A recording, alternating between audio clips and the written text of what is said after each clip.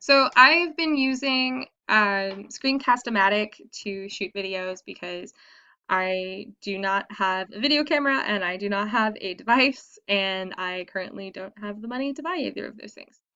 I originally got this software because I thought it would be useful to do videos for my classroom for blended learning purposes, and I even paid for the deluxe edition, which is $15 a month, which is really cheap.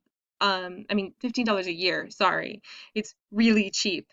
But really cheap has proven also to be really bad.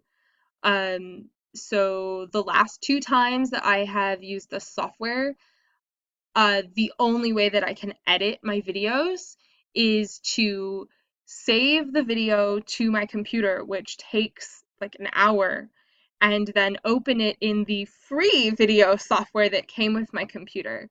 So I had a video this week about setting up my classroom for gamification purposes, and I am not able to put it up because it is almost 11 and I have to go to work tomorrow, and I I have to wait for this video to save to my computer so I can open it in another software to edit it.